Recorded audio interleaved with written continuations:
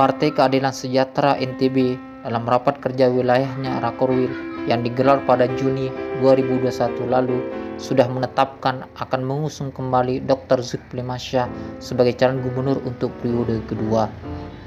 Siti Rohmi Jalilah yang juga wakil gubernur menjadi opsi utama figur atau tokoh yang akan mendampingi Dr. Zul di Pilkada NTB 2024.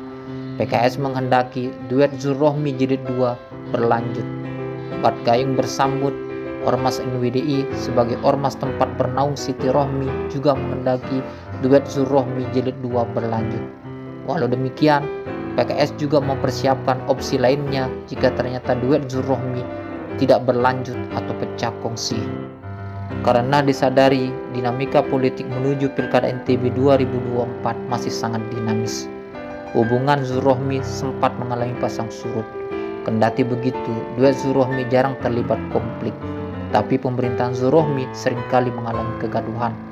Pemerintahan Zul Rohmi akan berakhir September 2023. Ada jeda setahun sebelum digelarnya Pilkada NTB pada November 2024. Kemudian, dengan ada jeda setahun sesudah berakhirnya kepemimpinan Zul Rohmi, sejauh mana peluang duet Zul Rohmi bisa berlanjut jilid 2, dan hal ini akan kami ulas dan diskusikan.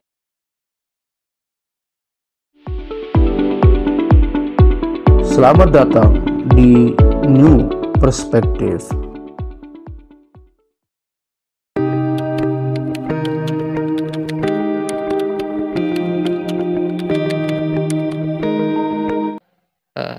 Ya, kembali kita bersama lagi di acara New Perspektif bersama saya Ahmad Yani dan yang setia menemani Pak Dr. Saiful Hamdi, dosen Fisipol Universitas Mataram.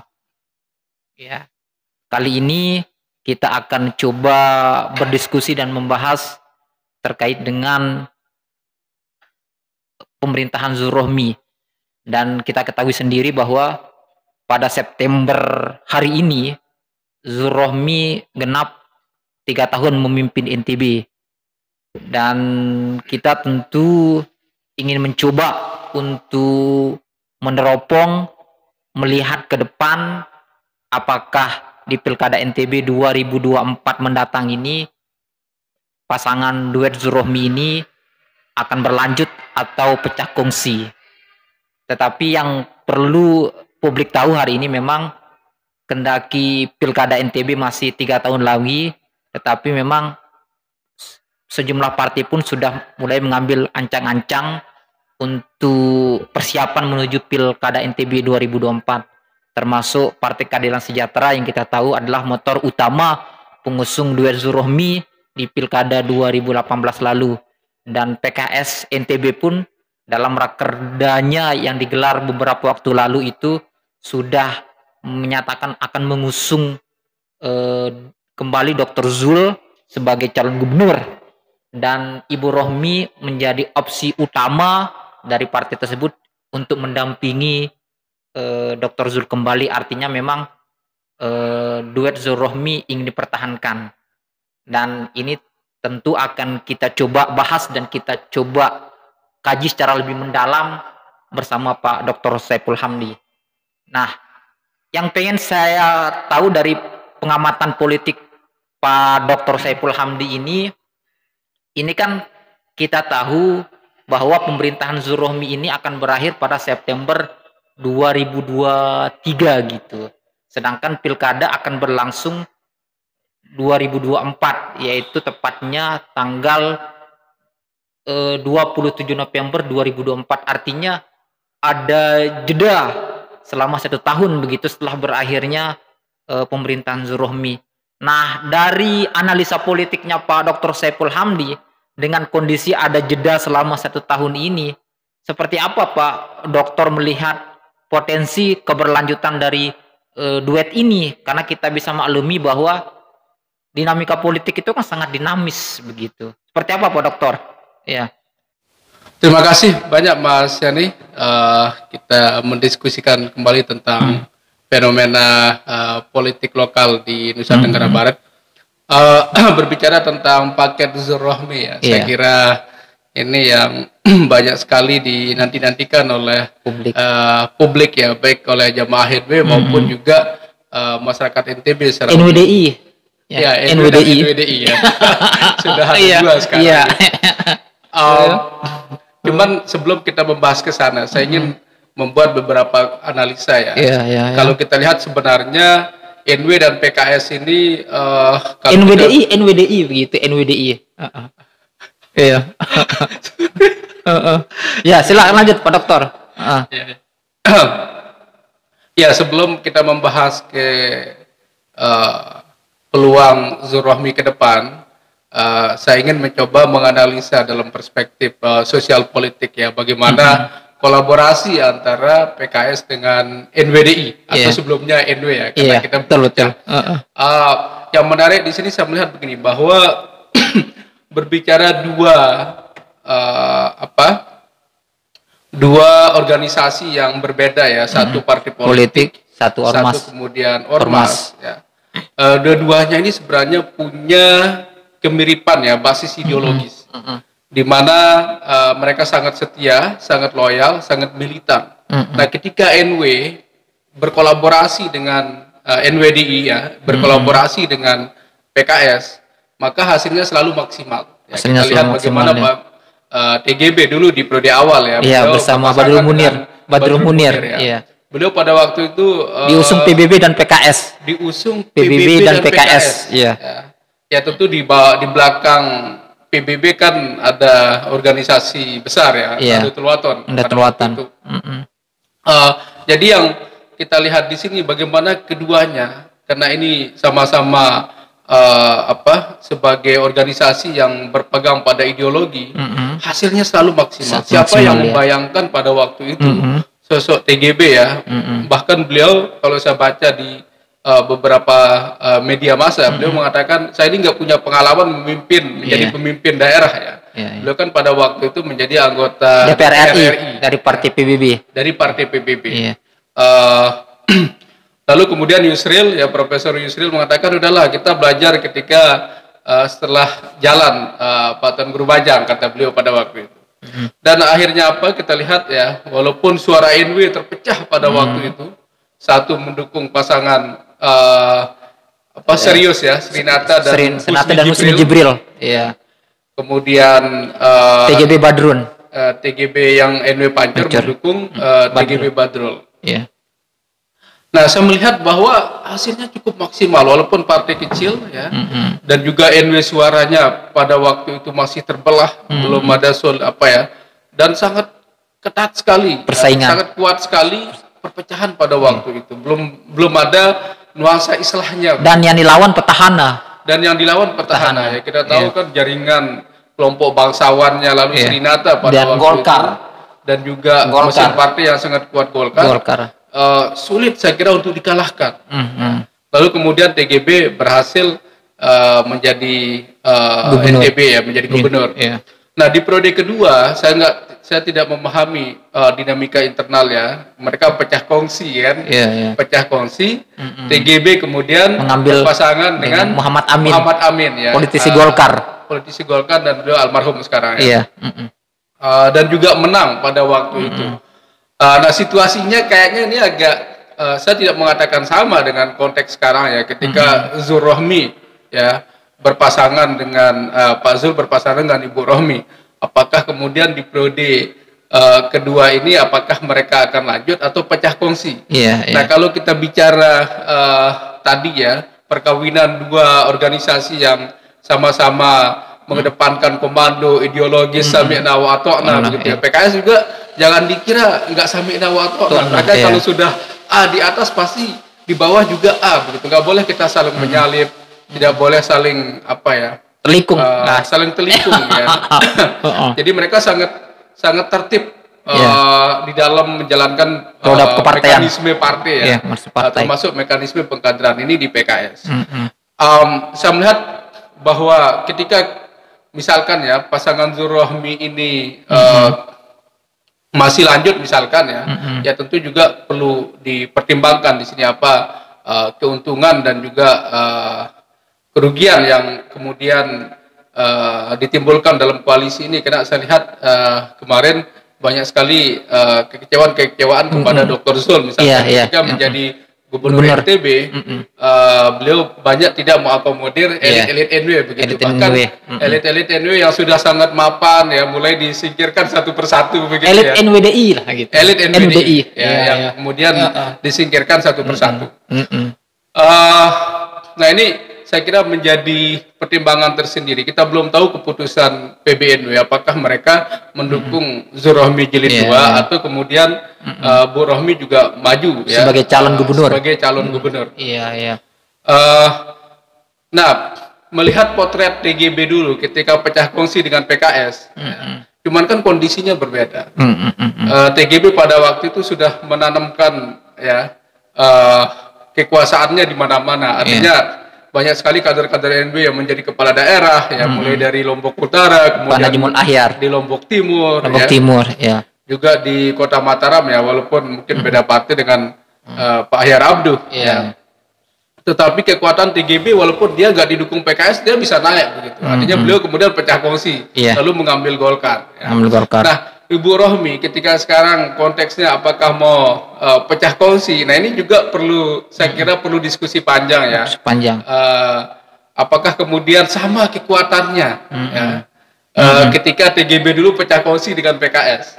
Nah ini saya kira menarik Mas Yani kalau kita mendiskusikan ke depannya. Kondisi NW sangat berbeda sekarang termasuk kondisi NWDI ini. Saya melihat sih ketika TGB kemudian turun artinya habis periode keduanya tidak lagi memegang kekuasaan. Nah ini kan ada semacam penurunan tren politik di organisasi Nahdlatul Wathon Diniyah Islamiyah. Banyak sekali kader-kader NW yang menurut saya gagal Tidak semuanya gagal, tapi sebagian gagal untuk melanjutkan tradisi kemenangan. Memimpin daerah termasuk di kasus di Lombok Utara, Panajimul Ahyar. Lombok Timur juga kalah kemarin walaupun Lombok Tengah juga begitu. Lombok Tengah juga begitu karena Lombok Tengah yang didukung adalah kemarin paket Habib bahkan dua-dua NW dan NWDI bersatu tapi kalah juga. Tetap juga kalah. Nah, ini saya kira menjadi bahan pertimbangan ke depan bagaimana Zulrohmi ini apakah kemudian lanjut atau pecah kongsi.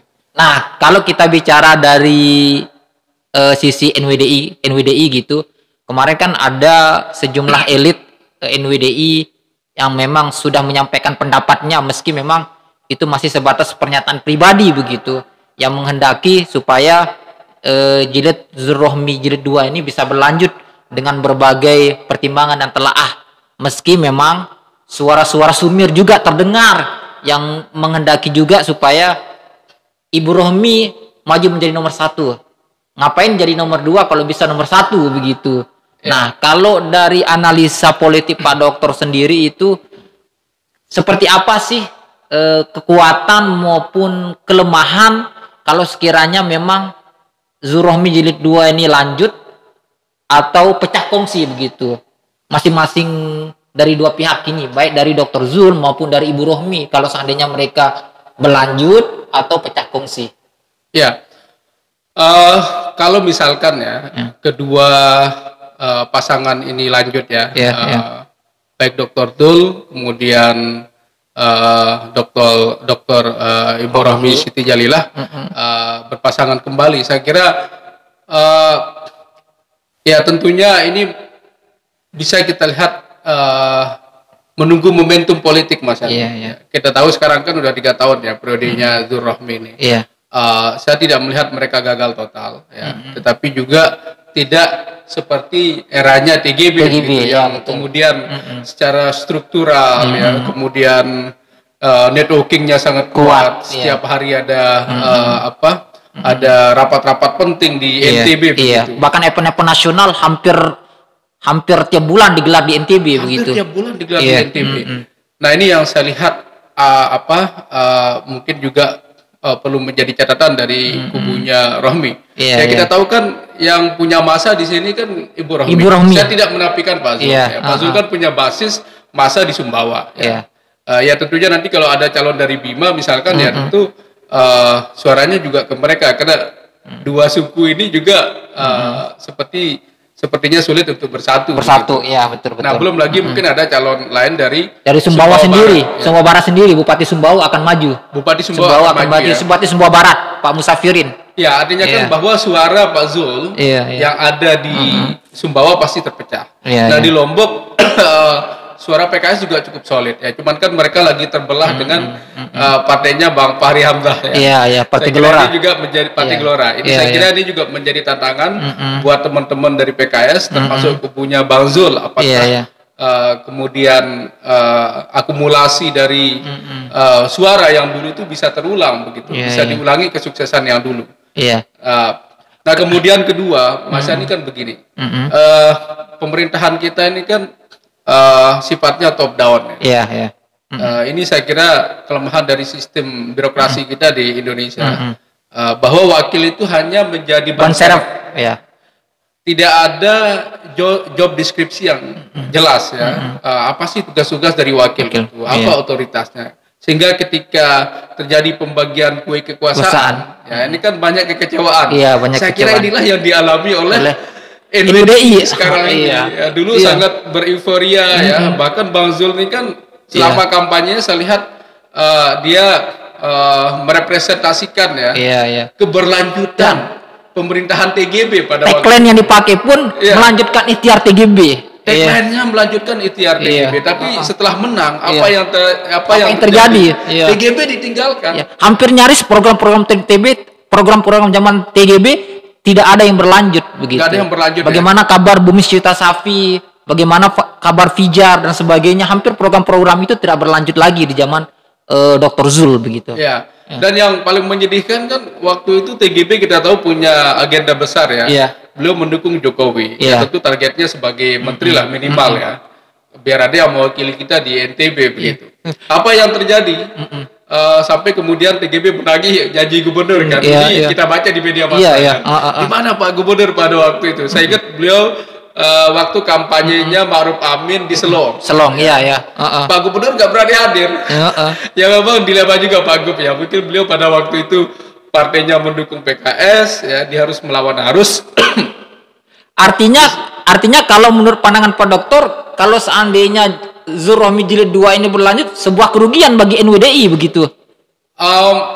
Iya, saya kira nggak ada yang menjamin ya mereka akan diuntungkan kembali melihat fakta yang ada sekarang ini. Bahwa banyak sekali elit-elit NW yang kita anggap punya kapasitas di dunia politik yang sangat mapan ya. Dan mereka juga punya andil yang besar bagi kemenangan Dr. Zul Rohmi jilid pertama begitu. Nggak bisa dinafikan itu. Karena kan bicara Bu Rohmi kan simbol ya, beliau kan simbol zuriat ya, simbol kekuatan di jamaah NW. Tetapi kan sayap-sayap yang ada di bawah ini kan kaum-kaum intelektual yang bergerak barisan-barisan militan yang mulai dari tulab, mulai dari santri ya, aktivis-aktivis NW, mereka ini kan yang digarda ke depan di bawah bagi pemenangan menjumpai masyarakat. Nah, ini yang saya lihat kemudian menjadi isu besar begitu. Apakah kemudian NW ini kalau misalkan mau lanjut siap-siap nggak mau mau di PHP kembali gitu.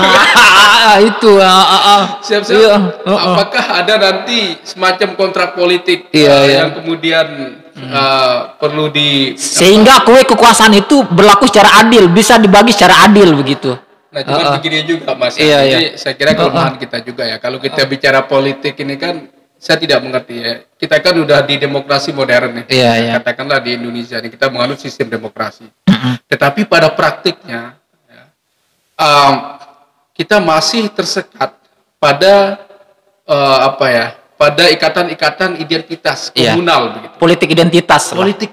Ketika misalkan ya, ini saya kira manusiawi lah ketika Bang Zul misalkan beliau dari Sumbawa ya, pasti memprioritaskan kader-kader dari Sumbawa misalkan ya. Ini saya kira wajar lah. Orang Sasak juga ketika berkuasa ya pasti juga mungkin lebih banyak menaruh orang-orang Sasak di pemerintahan. Cuman kritik saya di sini bahwa dengan sistem demokrasi kita masih berbicara orang dekat dan orang dalam. Ini yang menjadi problem, bukan bicara kapasitas. Kenapa kemudian birokrasi kita sulit sekali maju ya di pemerintahan? Karena banyak orang-orang yang duduk tidak sesuai dengan kemampuannya, kapasitasnya, keilmuannya, bidangnya, ini kan menjadi problem. Artinya bahwa mereka melacurkan diri begitu. Misalkan dia bukan ahli di bidang ini, tapi kena ditawarin dan itu jabatan, ya dia mau saja. Hanya mengandalkan faktor kedekatan, hanya mengandalkan faktor kedekatan. Iya, faktor kedekatan dan faktor orang dalam ya. Itu poinnya. Ini yang menjadi artinya isu nasional kita lah, tidak hanya di NTB begitu. Nah, sekarang kan kita melihat ya banyak sekali suara-suara sumir lah begitu. Ya, sumir dari bawah ya, terutama kelompok-kelompok masyarakat Sasak misalkan menginginkan kita ini mayoritas kita pingin gubernur dari NTB misalkan dari Sasak kembali begitu. Dari Sasak kembali. Saya sih tidak mengatakan itu sesuatu yang bagus juga untuk pembelajaran demokrasi kita. Siapapun punya hak untuk memimpin NTB ya, entah itu dari pulau kecil ya, dari kelompok minoritas. Tetapi ya itu tadi kritikan saya bahwa cultural identity bonding itu, ikatan-ikatan kesukuan itu kok kenapa kemudian meningkat gitu. Ya nggak usah bicara suku lah. Kalau sudah bicara menjadi bupati juga banyak sekali ya orang-orang dari kampungnya gitu ya, yang kemudian diangkat ya, direkrut begitu. Saya kira ini fenomena yang menurut saya sangat paradok dengan sistem demokrasi yang ada. Kalau misalkan ini sebagai contoh Mas kita ngeplay pekerjaan di salah satu lembaga PBB misalkan United Nations. Jadi di sana mereka akan nanya, apakah kamu punya hubungan keluarga nggak? Ada nggak keluarga kamu yang bekerja di sini? Sampai segitunya karena tidak boleh ada nepotisme itu. Nah, sementara di Indonesia saya melihat bahwa di satu sisi kita bicara demokrasi, bicara kompetensi, bicara kapasitas, tapi dalam praktiknya adalah sistem feodalisme itu masih kuat. Ini kan feodalisme birokrasi. Kalau kita bicara teorinya Weber itu. Nah, kalau seandainya ya Zurohmi Jilid 2 ini berlanjut, sejauh mana potensi Zurohmi bisa menjadi musuh utama begitu? Karena biasanya dalam pilkada itu biasanya kandidat yang berstatus petahana itu biasanya menjadi musuh bersama dari kandidat-kandidat yang lain gitu. Apalagi kita tahu sendiri kan Dr. Zul berasal dari Sumbawa begitu, dan jumlah penduduk di NTB yang paling besar kan suku Sasak, dan kita juga sudah mulai mendengarkan ada isu-isu Sasak bersatu dan sebagainya begitu. Nah, kalau pandangan Pak Dokter seperti apa nih peluang Dr. Zurohmi Jilid 2 ini kalau berlanjut menjadi musuh bersama begitu dari kandidat-kandidat yang lain begitu? Ya, saya memang mendengar ya, adanya suara-suara di bawah ya, bagaimana kemudian masyarakat Sasak kecewa begitu dengan pemerintahan Zurohmi. Ada yang tidak merasa kebagian begitu. Tapi ya itulah Mas Adi, kita memuaskan semua orang juga sulit. Tidak bisa memuaskan semua orang. Tetapi yang menarik ketika misalkan NWDI memutuskan berkolaborasi ya menjadi nomor 2, saya kira ini pertaruhan besar. Apalagi misalkan NW kemudian dikecewakan. Nah, bagaimana peluang mereka ke depan seandainya ya misalkan dua pasangan Zurohmi ini berlanjut? Saya yakin mungkin suara-suara ya perlawanan itu pasti ada ya. Cuman kan di sini kita bicara politik ini cepat berubah Mas. Ya, dinamis momentumnya. Anggaplah sekarang kan pemerintahan Zurohmi ini yang termasuk yang kena sial lah ya. Karena kita terkena COVID-19. Jadi dimulai dari awal gempa bumi ketika belum dilantik, gempa bumi besar. Ada gempa bumi. Itu periode tahun pertama, periode kedua, ketiga kita dilanda COVID. Dilanda COVID-19 ini kan artinya bahwa mereka tidak bisa maksimal menunjukkan kinerja mereka begitu. Mereka bekerja dalam situasi yang tidak normal begitu, seperti gubernur-gubernur sebelumnya begitu. Iya, makanya banyak sekali yang menawarkan pilkada mau diundur kan. Pilpres mau diundur sampai 2027. Iya, karena melihat perkembangan COVID-19 ini. Ya, karena mereka nggak melakukan apa-apa saya lihat ya, dengan adanya social distancing dan lain-lain. Dan refocusing anggaran, terutama refocusing anggaran ini. Masuk anggaran. Ya. Jadi sulit untuk mengatakan apakah mereka berhasil atau tidak. Tetapi kalau bicara peluang, yang namanya petahana ini ya selalu lebih besar peluangnya, Mas. Jadi kalau mau jujur ya, karena mereka punya berbagai akses lah begitu. Ya, ada akses pada Permodalannya, kemudian birokrasi, belum juga partainya saya lihat cukup kuat lah ya. Iya, iya. Cuman kan kita nggak tahu nanti ini seperti apa. Kemungkinan keputusan di tangan terakhir berada di Tuan Guru Bajang ya. Pasti beliau akan memutuskan lanjut apa tidak paket Zulrohmi ini. Dan cuman saya melihat ini mungkin NW juga perlu berhitung seperti yang saya katakan tadi. Kalau misalkan Bu Rohmi maju menjadi orang nomor 1, perlu kita kalkulasikan juga ya mengenai survei beliau seperti apa, loyalitas jamaah seperti apa. Karena kalau dulu banyak sekali bupati-bupati yang bisa mendukung, sekarang ini kan tren politik NW lagi down, lagi mengalami decline ya. Nah, bagaimana kemudian Ibu Rohmi ya bisa saja sebagai penyelamat organisasi kalau misalkan beliau mau tampil menjadi orang nomor satu dengan menunjukkan kekuatan politik NW kembali begitu dan bisa mengatur di NTB. Ya wajar ya, hal yang normal saya kira sama kayak di Surabaya ya, sama kayak di Jawa Timur. Bagaimana NU juga berkuasa di sana, bahkan di Indonesia kan NU yang mengatur ya, yang mengatur semua. Nah, bicara NTB ya, kalau misalkan NWDI berhasil, ya, saya kira wajar lah mereka kemudian bisa menyusun agenda-agenda pemerintahan, termasuk menempatkan kader-kader yang baik ya, yang terbaik. Nah, kalau kita bicara Ibu Rohmi begitu, posisi Ibu Rohmi ini kan sekarang wakil gubernur, dan kita tahu sendiri kalau di masyarakat kita di sini begitu masih mungkin apa namanya soal kepemimpinan perempuan tidak terlalu dianggap tabu sekarang begitu, karena terbukti kan di beberapa pilkada perempuan bisa menang, misalnya kayak Bupati Bima sudah 2 periode, Wakil Bupati Lombok Barat juga Ibu Sumiatun, bahkan sekarang kan ada Wakil Bupati Sumbawa juga Ibu Dewi. Nah, kalau seandainya Ibu Rohmi maju menjadi nomor 1 begitu, sejauh mana Abang melihat isu kepemimpinan perempuan ini menjadi daya dukung atau bahkan justru sebaliknya begitu yang membuat elektabilitas Ibu Rohmi agak menurun begitu kalau seandainya dari sisi masyarakat kita begitu saat ini? Ya, kalau pandangan saya melihat sebenarnya orang Sasak ini tidak pernah punya masalah dengan perempuan di posisi kepemimpinan. Iya. Walaupun kemarin kita sedikit ada perdebatan di Nahdlatul Wathon maupun di Nahdlatul Wathon di Nia Islamiyah. Tapi secara umum saya melihat bahwa orang Sasak itu sangat terbuka ya. Lebih kuat simbol-simbol yang ada di kefiguran. Iya. Kalau saya menafsirkannya begitu. Misalkan sekarang nih, kalau kita bicara survei di jamaah NW, ya misalkan apakah mereka setuju nggak Ibu Rohmi menjadi nomor 1 misalnya? Iya. Mereka pasti nggak mikir dia perempuan, persoalan gender. Dia melihat ini keturunan Dzurriyyat. Iya. Jadi simbol-simbol ke-NW-an, Dzurriyyat ya, keturunan seorang ulama besar. Itu yang lebih kuat, lebih melekat begitu ya. Itu yang lebih kuat. Ya termasuk di Sasak ini di mana-mana saya lihat ya.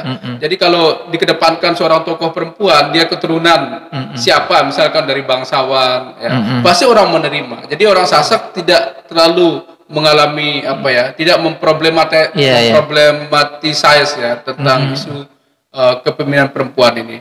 Ditambah lagi sekarang persoalan representasi pemimpin perempuan kan sudah mulai merata ya.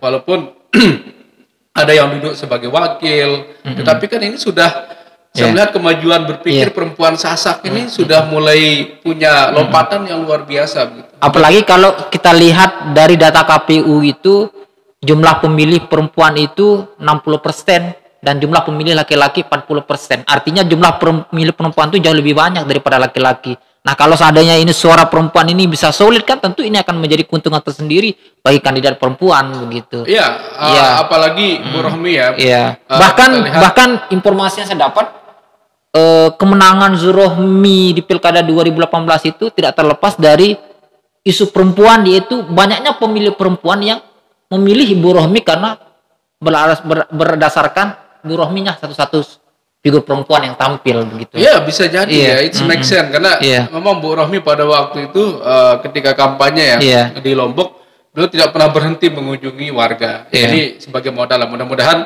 ke depan kalau memang beliau maju sebagai orang nomor 1 di NTB, saya kira peluangnya cukup besar untuk menjadi pemenang ya. Karena kita udah punya basis ini. Hitung-hitung jamaah NW ini kan sangat solid ketika mereka mengusung figurnya.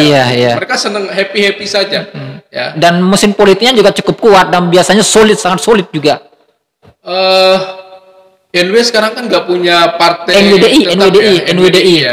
Jadi satu di Demokrat, satu Nasdem. Satu Nasdem ya. Gerbongnya Tuan Guru Mahali Fikri, dia di Demokrat. Kemudian satu lagi Pak Samsul Lutfi. Pak Samsul Lutfi dan Hairul Rizal di Nasdem. Di Nasional Demokrat di Nasdem. Ya.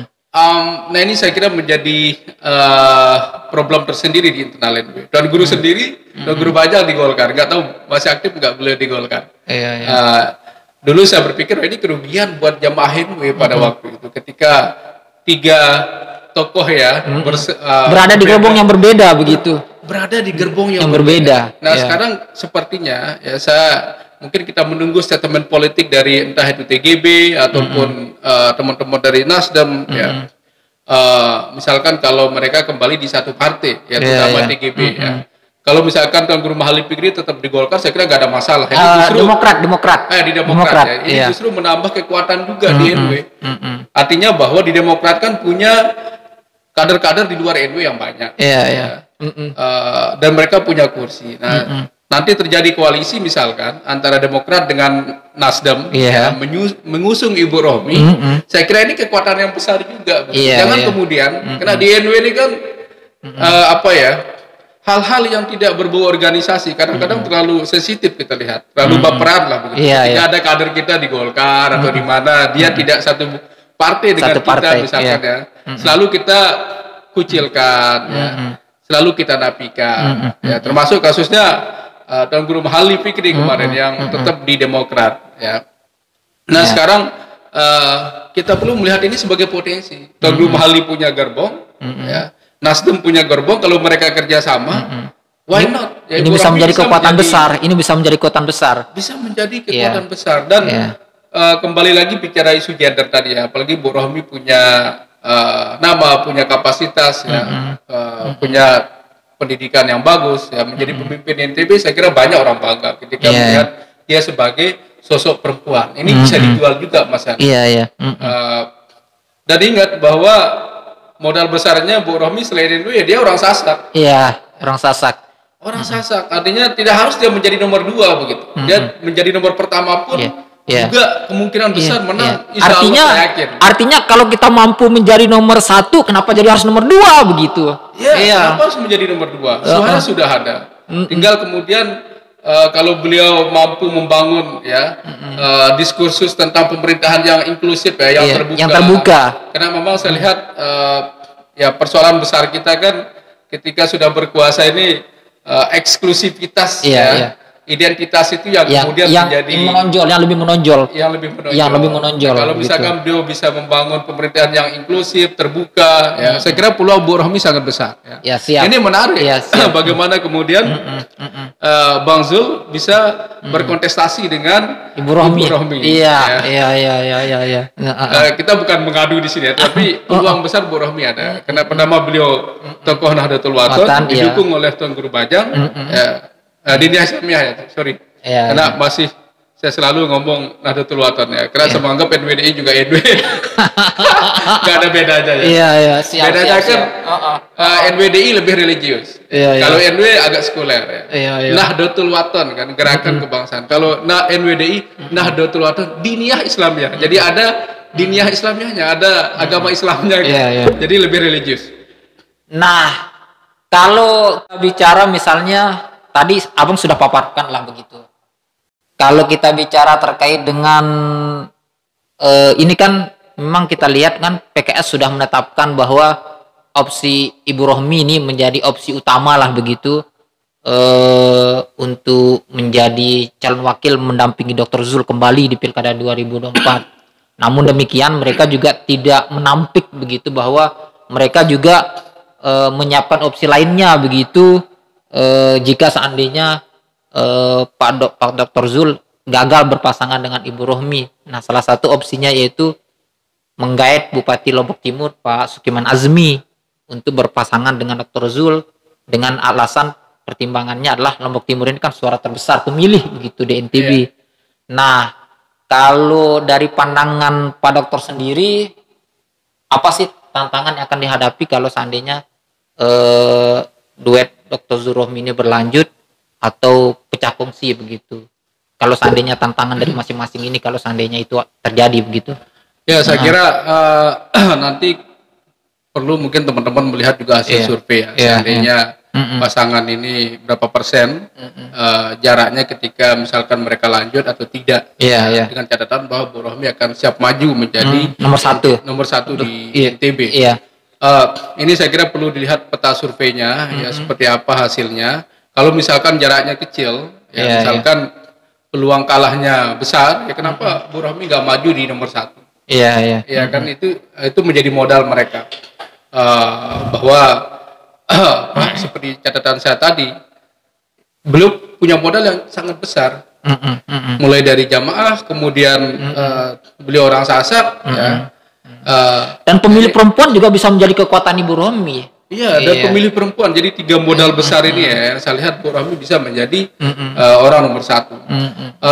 Nah, kalau kemudian Pak Zul berpasangan dengan calon lain, misalkan ada Pak Sukiman, ada Pak siapa di Lombok Tengah itu, Suhaili ataukah sama Fauzan Halik begitu? Atau Fauzan Halik. Ya peluangnya tetap ada ya, tetapi kan yang menjadi ganjalan besar, saya nggak tahu bahwa kita perlu mensurvei apakah keterpuasan orang Sasak ya ketika dipimpin oleh kelompok luar ini juga artinya politik identitas lah perlu dipertimbangkan juga di sini. Ya walaupun seperti yang saya katakan tadi, orang Sasak ini dia happy aja mau dipimpin oleh siapapun begitu.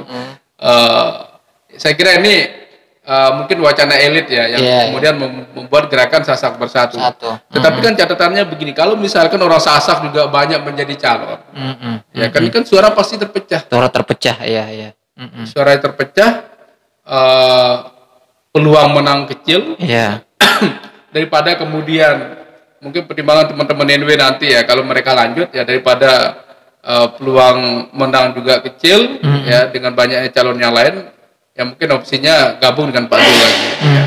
Tapi catatan saya tadi bahwa kalau misalkan ya NW perlu konsolidasi kembali kekuatan politiknya di pentas lokal ini, ya mereka harus confident dong di orang nomor 1. Karena kalau kita lihat kenapa Pak Zul menang, Zul Rohmi menang kemarin, ya tagline-nya tadi itu melanjutkan ikhtiar TGB. Ikhtiar TGB. Tapi faktanya kemudian ya, dan Bang Zul kita lihat nggak ada yang mengenal beliau di NTB. Beliau kan banyak di Jakarta, Banten, Banten. dapilnya di sana. Dan banyak orang juga meragukan ini Zul Rohmi bisa menang apa enggak. Yang justru banyak dijagokan itu Suhaili, ada Ahyar Abduh, ada Ali Bedi. Ali Bedi malahan surveinya naik, tapi di ujung-ujung turun karena mungkin nggak tahu salah pilih wakil atau gimana. Ketika memilih Gede Sakti menjadi wakil. Nah, kemudian kalau kita ini kan September ini Zul Rohmi memasuki masa 3 tahun kepemimpinan begitu, duet Zul Rohmi ini begitu. Nah, kalau dari pandangan pengamatan Pak Dokter, sejauh mana sih keberhasilan pemerintahan Zul Rohmi ini begitu? Karena yang acap kali kita dengar kan di sini kegaduhan dari satu masalah ke masalah yang lain begitu, belum kegaduhan Zoroaster, kegaduhan beasiswa, kegaduhan stafsus dan sebagainya begitu. Seperti apa Pak Dokter? Ya, ini saya tekankan kembali bahwa tantangan birokrasi kita ya menata SDM yang ada di dalam ini menjadi isu besar. Kenapa? Karena kita tidak punya standar. Jadi orang yang menempati posisi-posisi penting itu apa sih standarnya? Apakah standar kedekatan, standar orang dalam? Ini masalah nasional sebenarnya, tidak hanya di NTB Mas Yani. Cuman melihat pergerakan dari Zul Rohmi ini, saya tidak mengatakan mereka gagal ya. Banyak juga terobosan-terobosan yang dilakukan oleh Dr. Zul ya, bersama Bu Rohmi misalkan, termasuk menyediakan beasiswa dengan kemampuan atau networking yang beliau miliki. Ya saya kira kita perlu apresiasi juga ya. Dr. Zul sudah melakukan itu. Walaupun ada masalah misalkan ya saya kira wajar lah kalau misalkan belum sempurna. Nah apalagi sekarang ada beasiswa ya. Karena kalau bicara pembangunan ini belum kelihatan memang pembangunan yang dilakukan oleh Dr. Zul ya. Yang ada di Mandalika kan zamannya TGB, tinggal melanjutkan. Ya. Saya nggak tahu ya, karena begini Mas Ani, masalahnya kan kita ini 2 pulau. Dulu TGB ketika memimpin juga banyak dikritik, kenapa tidak banyak menyentuh Sumbawa misalkan. Lalu kemudian TGB bilang Sumbawa ini pulau besar, nggak kelihatan pembangunan kita. Nah bisa jadi misalkan Dr. Zul lebih banyak pembangunannya di Sumbawa sehingga tidak kelihatan. Ya bisa jadi ya, yang saya lihat beberapa berita di media massa begitu. Dan belum ada ikon-ikon pembangunan yang kita anggap yang bisa kemudian menjadi ikon besar lah. TGB ada Islamic Center. Nah, Dr. Zul apa yang kemudian beliau tawarkan? Beliau sih sempat bicara tentang industrialisasi. Cuman saya nggak tahu ini udah sampai di mana industrialisasi ini. Ada saya lihat beberapa orang Lombok yang buat motor ya, mau dijual ke luar negeri tapi nggak tahu pasarnya seperti apa. Nah ini yang belum kelihatan, yang saya lihat janji-janji beliau yang ingin mengembangkan industri. Kalau persoalan zero waste ini kan ini sangat saya katakan publicly perlu dukungan lah. Nggak bisa kemudian kita nyalahkan Nur Rohmi juga tentang zero waste. Kalau masyarakatnya ya masih sama dengan yang dulu, tidak bisa mengubah perspektif mereka.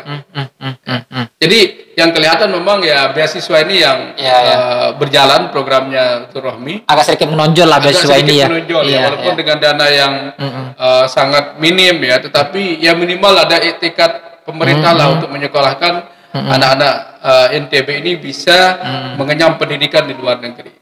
Saya kira ini salah satu program yang menonjol ya. Kita harus objektif juga, jangan kemudian semua harus kita salahkan begitu.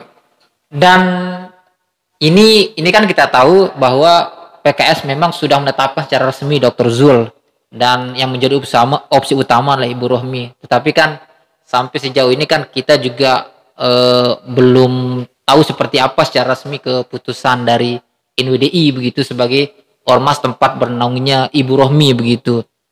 Dan kalau kita berkaca pada pengalaman, keputusan akhir kan biasanya ada di tangan TGB, di titah TGB begitu.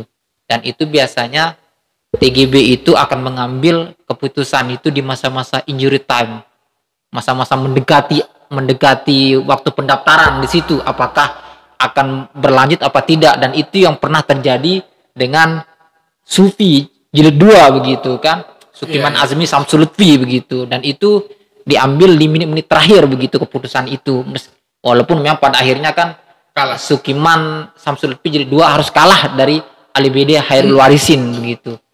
Nah kalau dari pandangan Pak Dokter sendiri, apakah itu juga akan berpotensi terulang, artinya TGB akan mengambil keputusan menit-menit terakhir begitu tentang keberlanjutan jilid Zurohmi ini begitu? Atau apa kalau seandainya pun berlanjut, apa kira-kira yang menjadi pertimbangan atau tolak ukur TGB akan mengambil keputusan begitu? Begini, ini persoalan strategi politik ketika misalkan TGB mengambil keputusan di akhir-akhir, tetapi hasilnya tidak maksimal. Kalau pandangan saya, ini masukan saja, sebaiknya elit-elit NW mungkin dari awal. NWDI lah begitu. NWDI dari awal sudah bisa memutuskan apakah menjadi nomor 1 atau menjadi nomor 2. Karena ini berimbas pada strategi mereka juga di lapangan. Ketika misalkan lanjut dengan Dr. Zul, ya apa yang bisa mereka jual? Apakah kekecewaan masyarakat Sasak, jamaah NW terhadap termasuk elit NW juga kan, UDI juga. Elit NW ini kan banyak yang kecewa dengan Dr. Zul kan. Berapa pertolan lah ya, yang menjadi playmaker playmaker ketika pilkada 2018 lah begitu. Mereka justru tersisihkan begitu.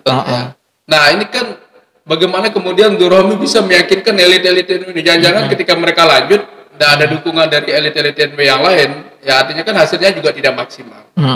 Nah kalau misalkan mereka pecah kongsi, ini juga butuh strategi. Saya kira TGB mungkin perlu, ini masukan saja ya, perlu mendeklarasikan lebih awal kalau misalkan Bu Rohmi maju menjadi nomor 1, karena ini berpengaruh juga pada pendekatan-pendekatan politik di masyarakat. Apa yang mereka ingin katakan di jamaah ini? Apa yang mau disampaikan, mau dijual begitu? Apa yang mau disampaikan, apa yang mau dijual? Ya oke lah kita punya modal sosial ya, sami'na wa ata'na ya.